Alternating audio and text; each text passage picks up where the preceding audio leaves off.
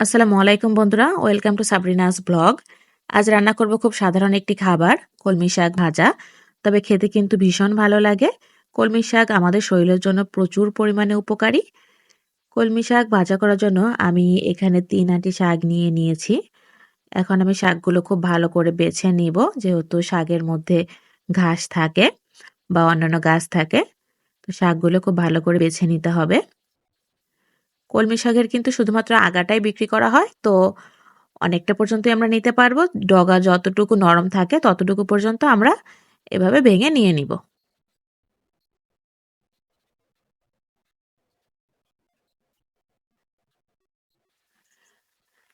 শাকগুলো আমি খুব ভালো করে বেছে নিব।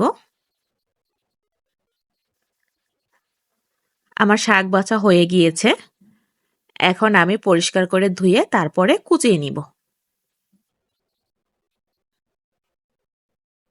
আমি এভাবে কুচিয়ে নিয়েছি। শাক ভাজার জন্য আমি সাথে কিছু আলুও কুচিয়ে নিয়েছি। আমি আজ কলমি শাক আলু দিয়ে ভাজা করব। শাক ভাজার জন্য আমি প্যানে তেল দিয়ে দিয়েছি। তেল গরম হয়ে গিয়েছে। এখন দিয়ে দিব কুচানো পেঁয়াজ, রসুন আর কাঁচামরিচ। কিছুক্ষণ ভেজে নিব।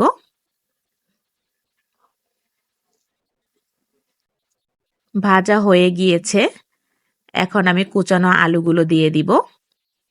আলুগুলো আমি একটু বড় করেই রেখেছি। শাকের সাথে ভাজতে ভাজতে নরম হয়ে যাবে। এবার কুচানো শাকগুলোও দিয়ে দিব। খুব সাধারণ একটি রান্না, তবে খেতে ভীষণ ভালো লাগে আর আমাদের শরীরের জন্য অনেক উপকারী।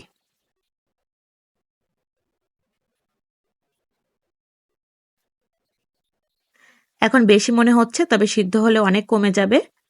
দিয়ে দিব পরিমাণ মতো লবণ, পরিমাণ মতো হলুদের গুঁড়ো। এবার ভেজে নিতে হবে। কোনো পানি দেওয়ার দরকার নাই। শাকের মধ্যে যে পানিটা আছে সেটাতেই ভাজা হয়ে যাবে। একটু সময় নিয়ে নেড়েচেড়ে ভেজে নিতে হবে। বন্ধুরা, আমার শাক ভাজা হয়ে গিয়েছে। এবার আমি তুলে নিব। আমার কলমি শাক ভাজা আলু দিয়ে একেবারেই রেডি। রান্না করতে তো খুব কম সময় লাগে, কিন্তু খেতে ভীষণ মজা। আপনারা দেখলেন আমি কত সহজে কলমি শাক ভাজা করলাম। কলমি শাকের আরও অনেক সুন্দর সুন্দর রেসিপি আছে। এটা ডাল দিয়ে রান্না করলেও অনেক বেশি মজা হয়। তো আজকের মতো এ পর্যন্তই। সবাই বলবেন ভিডিওটা কেমন হলো। ভালো লাগলে একটি লাইক করবেন, কমেন্ট করবেন। সবাই ভালো থাকবেন, সুস্থ থাকবেন। আজকের মতো এ পর্যন্তই। আসসালামু আলাইকুম।